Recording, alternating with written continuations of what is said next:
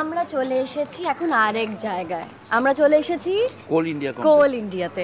তো এখন এখানে দেখতে পাচ্ছি সবাই ওয়েট করছে আমাদের জন্য। এখানেও আমাদের যথারীতি ভোগ খেয়ে বলতে হবে কেমন হয়েছে। তো আমাদের বিশেষ পুরস্কারও আছে, সেরা খিচুড়ি, সেরা পোলাও, সেরা পায়েসের ওপর। তো আমরা শুরু করি।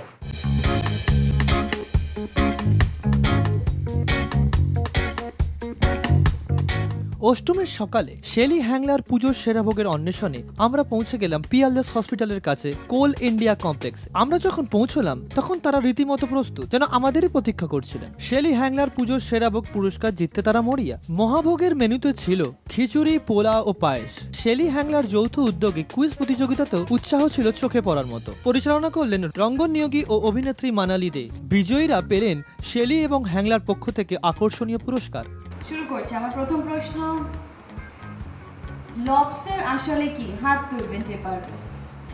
আপনি আসুন, আপনার নাম বলবেন সঙ্গে উত্তরটা। গলদা চিংড়ি। আমি কি হ্যাঁ, গলদা চিংড়ি নয়, যে কোনো চিংড়ি মাছ। ঠিক আছে, উত্তরটা নিচ্ছি, যেহেতু চিংড়ি বলেছেন। এদের তরফ থেকে একটা ছোট্ট উপহার। নাগপুর কোন ফলের জন্য বিখ্যাত? কমলা লেবু। আপনার নাম? ডালিয়া ঘোষ। অপশন ছিল কিন্তু আমার বলতে লাগবে না। অসাধারণ। শেলিদের তরফ থেকে রয়েছে আপনার জন্য একটা ছোট্ট উপহার। Thank you so much.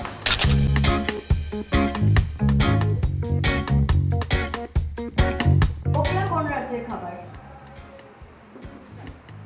Ookla গুজরাটের খাবার। একদম সঠিক। আপনার জন্য রয়েছে শেলির তরফ থেকে একটা ছোট্ট উপহার। রেসিপিটা বলবো? রেসিপিটা বরঞ্চ পরে নয় হ্যান্ডাতে লিখে পাঠাবেন।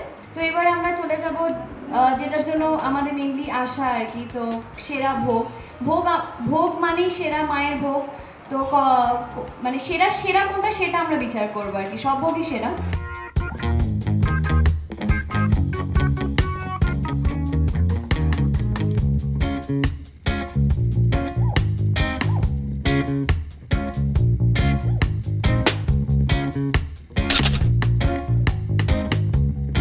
এদিকে পুজোর অন্যতম উদ্যোক্তা ডালিয়া বসু বললেন, তোমাদের সাথে কথা বলে ভীষণই ভালো লাগলো। তোমরা এলে, এই এত সুন্দর প্রোগ্রাম আমরা ভাবতেই পারিনি।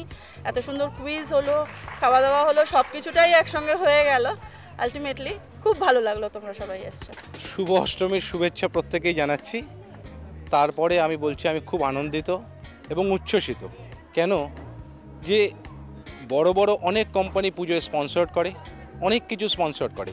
তারা পুজোর বাহ্যিক ব্যাপারটা বিশেষ করে দেখে, যেমন বড় ডেকোরেশন, লাইটিং। বড় বড় পুজোগুলোই সব কোম্পানিগুলো নজর দেয়, কিন্তু পুজোর যে আন্তরিকতা যার মধ্যে থাকে, পুজোর যে অংশগ্রহণ যেটা নিয়ে বিশেষভাবে পরিচিত হয়, পুজোর শ্রদ্ধা, ভক্তি, ভালোবাসা, সেটা দিয়েই মানুষ ভোগ তৈরি করে। তা আমি বা আমার কোম্পানির তরফ থেকে, শেলির তরফ থেকে, সার্জিয়াগ্রো ফুডের তরফ থেকে হ্যাংলাকে প্রথমেই অভিনন্দন জানাচ্ছি। তারা আমাদের কাছে এমন সুন্দর একটা প্রপোজাল নিয়ে এসেছে, যেটা আগে আমার এখনও মনে পড়ে না কেউ করেছে বলে। সুতরাং আমার মনে হচ্ছে আমরা প্রথম হ্যাংলার সহযোগিতায় এই ধরনের একটা প্রোগ্রাম করছি, যার মধ্যে একটা এক্সাইটমেন্ট আছে। কারণ ভক্তি ভালোবাসার ওপরই পুজো নির্ভর করে। সেখানে ভোগ তৈরি করতে গেলে একটু ভালোবাসা দরকার, একটু আন্তরিকতা দরকার। সুতরাং যখন আমরা সবাই মিলে বলেছি, হ্যাংলা এবং আমরা, যে আপনাদের ভোগের প্রতিযোগিতা করছি এবং সেখানকে আপনাদের পুরস্কৃত করব, সেখানে তারা ভোগের ওপর একটু কনসেন্ট্রেট করবে এবং ভালোভাবে কনসেন্ট্রেট করবে পুরস্কার পাওয়ার জন্য, যাতে আগামী দিনে এই ধরনের পুজোর মধ্যে আন্তরিকতা আসে এবং ভোগের ওপর, যেটা বাহ্যিক নয়, যেটা আন্তরিকভাবে করা যায়। এবং আমরা যেহেতু ফুড প্রোডাক্ট কোম্পানি, আমরা বাঙালিয়ানায় বিশ্বাসী এবং বাঙালিরা দুর্গাপুজো করছে, এটা বাঙালির একা নিজস্ব। আমার তো মনে হয় পৃথিবীর অন্য কোনো জাত যাদের নিজস্ব একটা, আমাদের দেখুন ভারতবর্ষ আমরা দেশ, কিন্তু আমাদের বহু জাতে আমরা বিভক্ত, কিন্তু বাঙালি তার বাঙালির শ্রেষ্ঠত্ব বা নিজস্বতা প্রমাণ করে এই দুর্গাপুজোর মাধ্যমে। সুতরাং এখানে একটা আনন্দ থাকে, এখানে একটা খাওয়া দাওয়ার ব্যাপার থাকে, এবং খাওয়া দাওয়ার সঙ্গে আমরা দুজনেই জড়িত আছি।